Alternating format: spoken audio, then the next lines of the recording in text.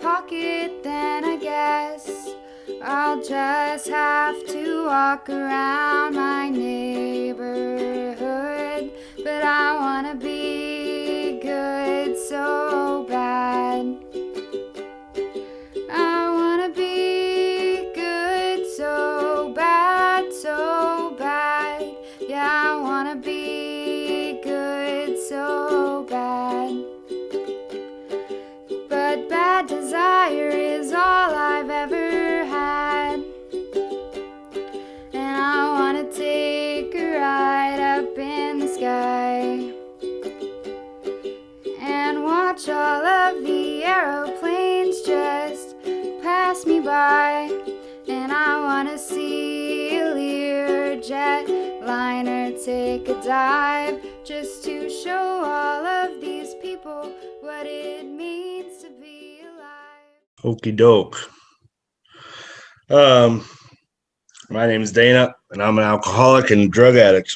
I wrote this story. So I had like 3 years of sobriety or so, from cocaine and booze.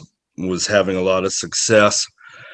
All the promises were coming true, and our life had become manageable, and it was really good. But I had a pretty significant relapse and ended up in a treatment center for the first time in Tennessee. And it was suggested to me that I write my story and share it to our group.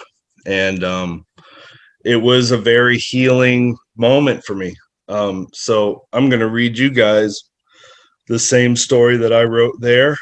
And then I'll have to add to it because I had another small bump in the road in this thing, trying to regroup from the past 8 months or so of chaos that we've experienced. Has been tough on us, but we're working really hard to put it behind us.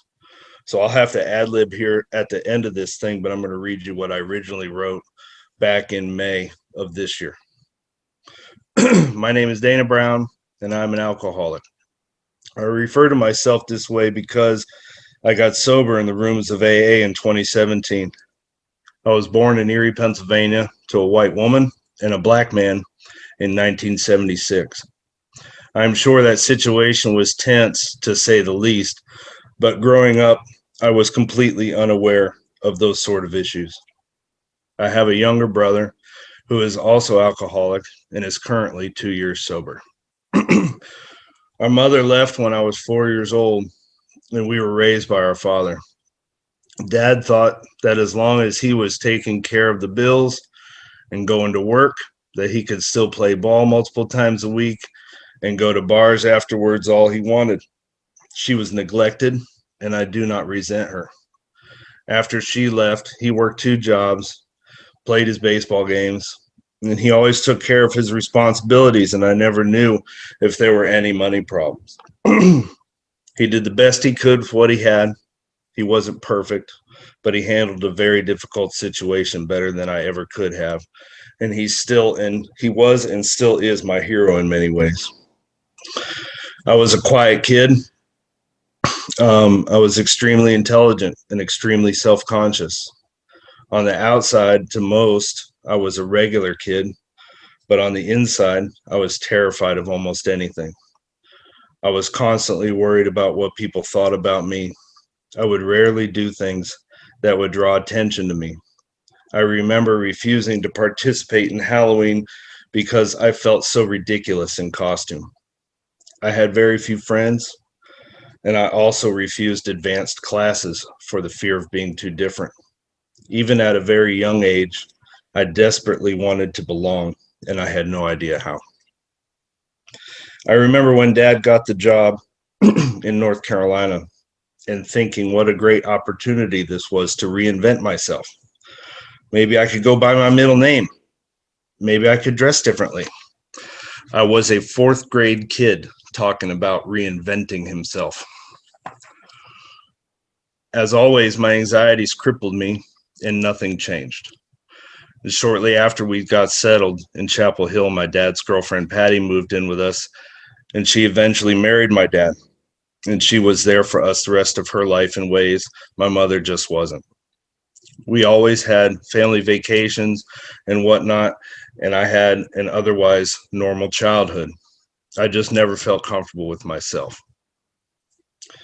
Fast forward to high school is where things really began to change. And by 11th grade, I had a huge set of friends and a girlfriend. We started experimenting with alcohol at this time, and I finally found a solution. Alcohol provided me with an answer to a problem that plagued me for 15 years. We were going camping, going on beach trips. We had real freedom, and I finally felt like I belonged. It was fun. There were no consequences, and we were relatively responsible about it. Into college, it was more of the same thing. I was doing well in school. I was a mechanical engineering major at A&T in Greensboro, and my girlfriend was at UNCG in a sorority. The drinking increased, and experiments with drugs was normal. Weed and LSD, mushrooms, ecstasy. And during my third semester, I had decided that I would not finish school. Calculus was giving me a hard time, and I didn't know what to do about it. I never had to work for anything academic, and I didn't know how to ask for help. So I decided that I would spend my fourth semester living at the sorority and partying my face off. I think that's the first real example of me not knowing how to look for help or ask for help. I think when I left school, I started a job on a tile crew, and it happens to be who I work for now. I was smoking pot and drinking, but it wasn't every day. I still hadn't had any real consequences, and I knew how to go to work. We still mainly drank on the weekends. I got an apartment with a good friend, and the drinking and drugs increased. By now, I'm smoking every day, and honestly, I never liked alcohol that much. It always made me sick. I remember saying fuck alcohol the first time I tried ecstasy. At some point, we tried cocaine for the first time on a trip to Nashville, Tennessee, with a college friend. I should have seen the clear sign from the guy we bought it from in an empty apartment with his car impounded and a mirror full of residue on the table. But it was fun too. We bounced from bar to bar all night long, and I don't even remember coming down being all that bad. I met Amber during this time in my life. She had just moved here from Buffalo and was waiting tables at a bar I liked, and she invited me to her apartment the first night we met, and we hit it off immediately. For years, we'd party and pretty much just drinking. She knew all the bartenders and where all the late night parties would be, and I was becoming less and less reliable at work, and drugs and alcohol would become a priority. I would eventually lose my job, and Amber and I would break up. Nothing was going right for me, and I didn't know what to do. I figured I would move. What I know now would be my first of 3 geographics. I knew somebody that could give me a place to crash until I found a job, so I went to Wilmington, North Carolina, a beach town, a college town, and a port city to run away from drugs. That was a bad idea. I get a great job with a top tile installation company, and I get an apartment soon afterwards, and I stay off of drugs for several months. Amber and I were still talking, and eventually she comes down to live with me. I was hanging out at this bar downtown after work, and it was no time before me and the head chef were friends. He was also a big cocaine dealer and lived across the street. So here we go again. Amber and I partied hard every single weekend for years, and things slowly progress, and I lose the job. I get another one. I lose that one. I could never keep my shit together for very long. Drugs were the priority, and I tortured Amber during this time in my life. She wanted to quit the coke and slow down, and I was having none of that. I spent money we didn't have. I was no longer reliable. I was dishonest and broke. We broke up again, and I went to live with a friend. I was defeated and broken. And it was just a few weeks later that I robbed a dealer with the last few dollars to my name to buy a case of beer and head out of town. And I was headed to my dad's, hopeless and broke. That morning, I showed up on Dad's doorstep. I literally had no gas in the car. We had just moved out of this rental that we had in Wilmington. I was sleeping in a friend of mine's guest house, and I had nowhere to go. My life, it was over with. And I'm sure I looked like a big mess stepping on my dad's porch that morning. I decided to call my mother. I wanted to get sober. I needed a safe place to go, and I begged her to let me come stay with her.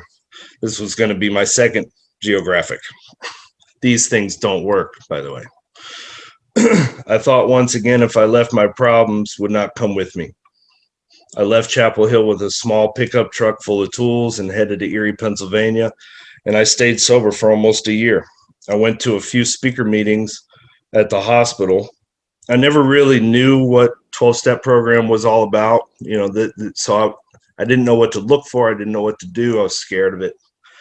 So I found a speaker meeting that I could just kind of sit in a crowd and kind of participate. I wasn't really there to play the game. I didn't know the whole deal or the dedication and commitment that it required. So I was just doing bare minimum stuff, hoping for the best. I stayed sober for almost a year, went to a few speaker meetings. I got a job at a deli working for minimum wage through a friend of mine, and I was learning my saxophone again and working out. I would eventually get a good job doing commercial tile, but in the end, Erie turned out to be the same shit show I've always known. I found drugs. I drank every day. My mother kicked me out of her home. I ruined a good job, and I ruined a good relationship. I was again running out of control on cocaine and booze, and it had happened again. Regardless of my physical location, my problems were always the same. So I needed to get out again. I never intended on staying in Erie forever. I just wanted to get sober. So now that I had run this situation into the ground, I would head back to Chapel Hill.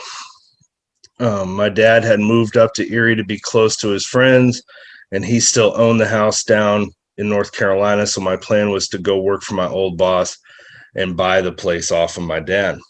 I needed to get it together. I was running out of chances, and I had told my boss that drugs were under control. I had also reconnected with Amber and told her the same thing. And I remember sitting on the back porch with a glass of bourbon, assuring myself that I had it this time. After all of this, I still thought that I could do it by myself. I still had not yet associated drinking as my problem. It was only the drugs. I was going down to Wilmington on weekends and really living it up with her. It was like old times. We were partying at the bars and hanging out all night, falling in love all over again.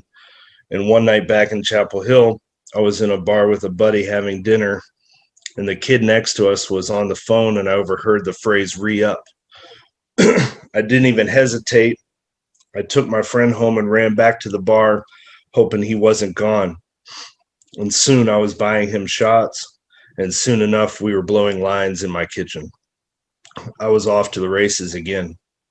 Amber may have suspected something early because my money wasn't all that good all of a sudden, and I was complaining about driving to the beach all the time. I was going to run her through the ditches again, and she didn't know it.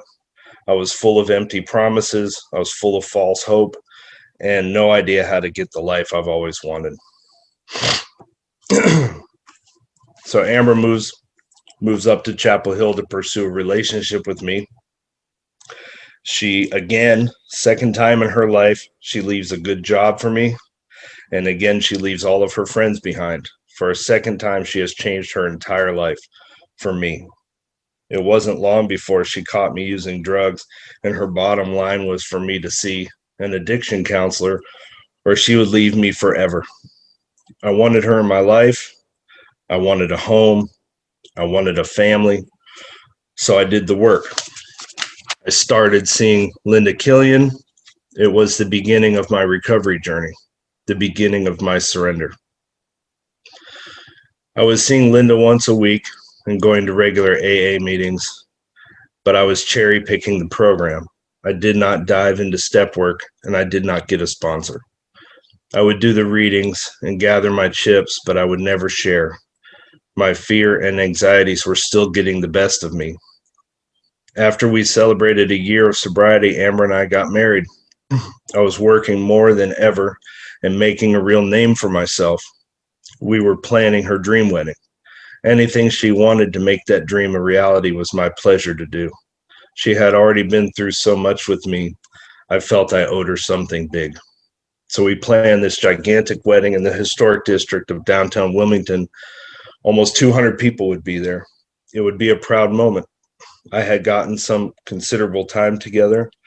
Amber and I were doing really well. We bought our first home that summer too, and we were accomplishing things that I never thought would be possible. September 15th, 2018 is when we got married. The same weekend, Hurricane Florence, a Category 5 storm, was headed directly towards Wilmington. Amber was devastated. She was angry. It was really hard. We were already pregnant with our son, Alton. Our officiant, my brother, and Amber's mother were already in town, and I was all for getting married in the yard. But Elle had keys to the bell tower on campus, so we went up there with our umbrellas, and we got married in the rain on the balcony of UNC's bell tower. It did not go as planned, but we ended up with an incredible memory and some great photos. All of the vendors let us move the date till well after Alton was born, and in July of 2019, we had our big celebration. There is a black and white photo of us walking down the aisle after promising our lives to each other. Amber smiling at me on my side, and my baby Alton is in my arms. It was the most special moment of my life. We had learned to live life on life's terms. We had become amazing partners, and we were finally starting our family. I have never been so proud of my work, my consistency, my family, and all the change that Amber and I had worked for. Right around this time, my body started to give me a lot of problems. I had broke out in a full body rash. My hands and fingers especially would break out and blister. It was nearly impossible to do my job. My joints ached, and my lower back hurt so bad I could barely tie my shoes. I was also experiencing fatigue like never before. And at the same time, I was maintaining a workload more demanding than ever. I had developed a name for myself building a remodeling business while still working 50 plus hours managing projects for my boss. I was a new dad, a homeowner, and husband, and I was starting to break. I could feel it. I was seeing all of these doctors to try to find out what was wrong with me. I was lots of blood work, and every test in the book was done. I had echocardiograms, MRIs, one on my brain, one on my lower back. They thought I had rheumatoid arthritis, but that came back negative. Dermatology called my rashes dermatitis, but none of the ointments would help. I really tried to get this under control, but no one had any answers for me. I was so frustrated. I felt worse than I ever had. I was exhausted 24/7, and I was in so much pain that I didn't want to do anything. I was still doing meetings and such, but I never really became a part of that community. I was still scared. I knew I was losing my grip. I started praying every morning. I was praying in the shower, and then COVID-19 happens. My spiritual program comes to a halt. The meetings stopped, and our church closed its doors. I started depression and anxiety meds, but I think it was too late. The first time I reached out for Duster to quiet my mind was at home. It felt manageable. The effects seemed to come and go quickly. I needed something to wash away the noise for just a few minutes. I was so wrong. In just a few weeks, I had blacked out driving my new Tundra down the road, and I went off the road and into someone's home at 50 plus miles per hour. When I came to, I ran around chucking cans into the trees, and I told everyone I didn't know why I knocked out. I blamed it on my fatigue. I dodged a DUI by the skin of my teeth. I continued this lie for months. I continued to use in secret. One day I didn't get home in time, and people were worried about me. I was blacked out in a Home Depot parking lot. I confessed everything. I laid it all out, everything I had been doing. The jig was up. Amber was devastated. I was risking my life. She was terrified that she may end up a single mother, and doing all this without me seemed impossible. I had let her down again. I never thought this thing would spin me out of control again. The lies had torn down my recovery and was trying to burn it all down. She would find me in a Home Depot parking lot again, face down and bloodied in a public bathroom. I would hit two parked cars and find me using over and over before I tried to get real help. Nothing was working, and there was nothing I could do to get me out of the insanity. I signed up for a 30-day program at Hope Valley Recovery in Dobson, North Carolina. In less than a week, I tested positive for COVID-19, and they kicked me out. Amber comes to get me, and I go home. I'm still so detached that I think I can do this over Zoom from home and be good. I was wrong again. As soon as I feel better and Amber goes to work, I have the shit delivered to the house. I use all day long and I get busted. She involuntarily committed me to the psych ward at UNC, and I spent the rest of my quarantine staring at four walls with little communication, no television, no nothing. All to the tune of $14,000. Hope Valley says they will accept me back after my quarantine, so I head back to the mountains to finish my treatment. One day while I was in class at Hope Valley, Amber calls, and I get pulled out of class and she's crying on the phone. Our daughter that is due in October has a 98% chance positive for Down syndrome. I talk Amber off the ledge the best I can, and I go back to class. I think I spent a week away from the group. This was the most soul-searching I had ever done. I had always begged God for a little girl.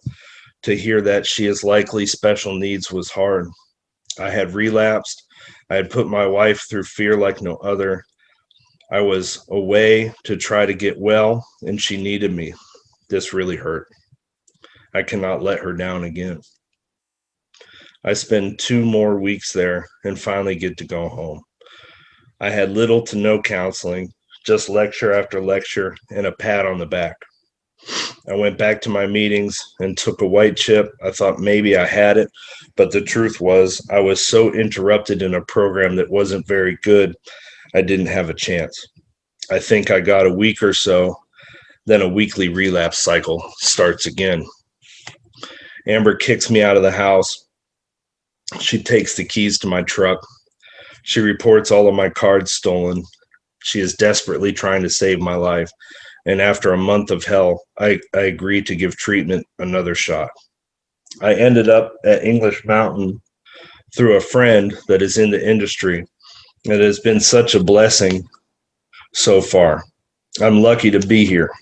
I'm lucky to have a shred of hope to keep the amazing life we had built. And how quickly I forgot all the sacrifices Amber has made to be with me, because she loves me, because I am her person to share this life with, and how quickly I dismiss the pain I put her through over and over, and how quickly I disregard the trust I had earned and the incredible, honest relationship we had. I need to keep these things at the forefront of my thinking. I have an amazing son at home that needs me. I have a daughter coming in October. Through sobriety, I had learned how to build an amazing life and how to manage money, a career, a marriage, and a family of my own. I am grateful for the hope in my heart that this too shall pass, and the life I've always wanted is right in front of my face. So that was right before I came home from treatment. And I had more than 2 months. I picked up 60 days not that long ago.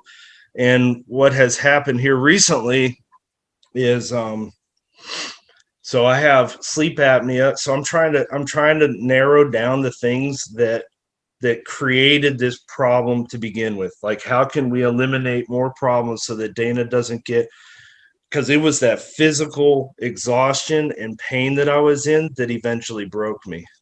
So we're trying to narrow that down take on less work, focus on my family. And so the conversation came up that maybe we could treat my ADD that it has gone untreated for 20 years.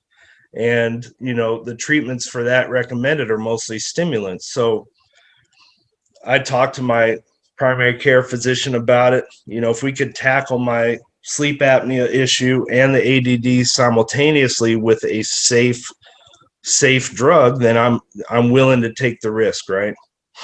And me and Amber both talked about it. Like, the drug that they're going to recommend is potentially dangerous for somebody like me. But the doctor talked about it, extended release Adderall.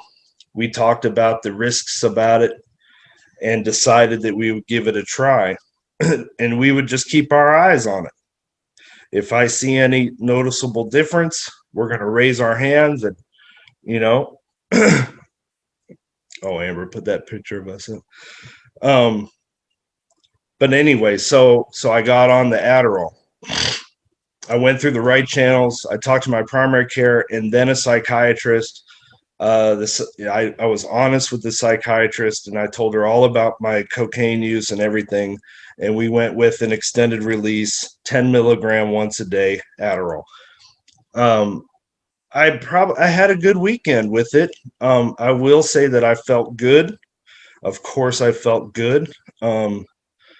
I do know that it stirred my mind up in a way that could be dangerous, but I was acknowledging that, and I felt like that was enough. I was trying to keep an awareness about it so that me and Amber could communicate with my sponsor or my other therapist in a way to get some further guidance. I don't even know how to explain it, but after 4 or 5 days, there was a window of opportunity for me to go and get more dusters while I was at work. And my addict brain figured out a way to talk me into that. And I made one action. And as soon as I decided to make that one action, my mind was hijacked and I was running.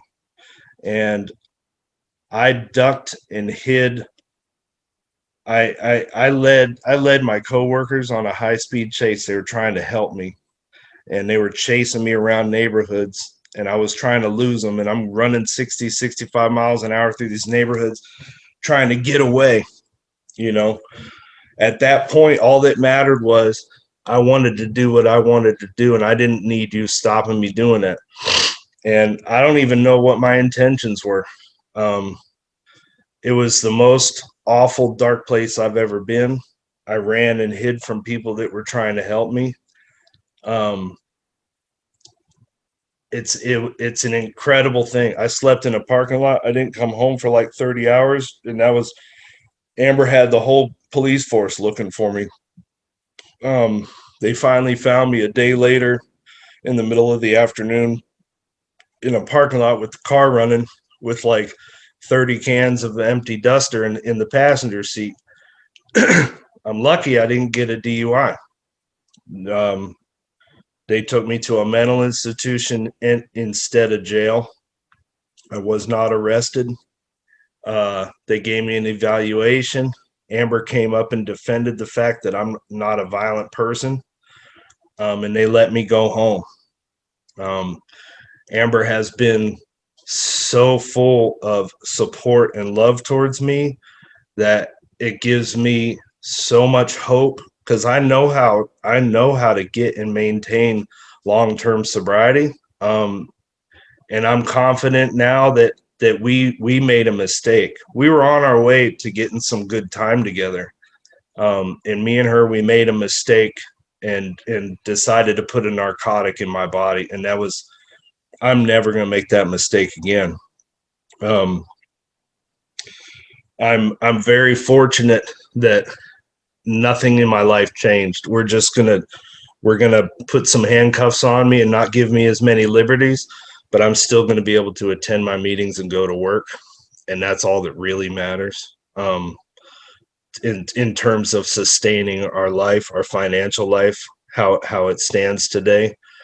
I can get to my jobs and I can get to my meetings. That's all that really matters. And I'm blessed every single day that Amber has shown me nothing but love through this week, and she's got faith in me. I went to my NA meeting and told them the same story, and I'm just going to get right back on my game and go again. I was even nervous that Jess wasn't going to let me talk tonight because I relapsed the other day. So I asked permission. I didn't want to cross any lines there. You know, sharing experience, strength, and hope with folks, if you ain't got none's not too cool. But so today was a day full of anxieties and fear, and I think I handled it to the best of my abilities. And, you know, I went out immediately and apologized to coworkers. I was crying on men's shoulders this morning, telling them how deeply sorry I was. And I think that's the best I can do. I'm lucky I got out of bed. I think old Dana would have never got out of bed. I would have laid here and felt sorry for myself and not done anything. I think that the program has taught me the next right thing. And I think that I followed through with those lessons today really well. So I'm going to take that victory and run with it. And hopefully tomorrow will be the last white chip I pick up forever. We'll see. I'm tired of them. I think that's the end of my story, though. Thanks for letting me share.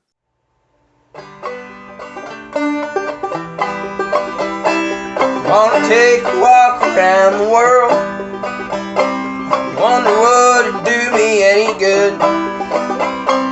Till I get some honey in my pockets, and I guess I'll just have to walk around my neighborhood.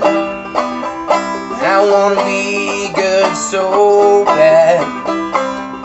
Wanna be so good, so bad, so bad. I wanna be good so bad. Bad desire's all I ever had. Wanna take a ride up in the sky.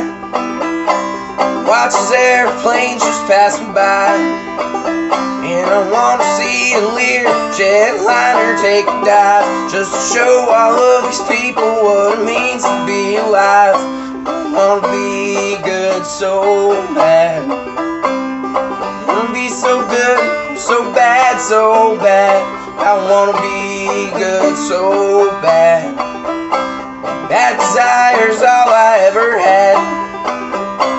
In my burned out basement listening to the Dopey Show. The only friends I had are on this little radio. I keep checking on my pulse because it feels like I might die, but the thought of straightening up sounds so much better when you're high. And I wanna be good so bad. I wanna be so good, so bad, so bad. I wanna be good so bad. Bad desire's all I ever had.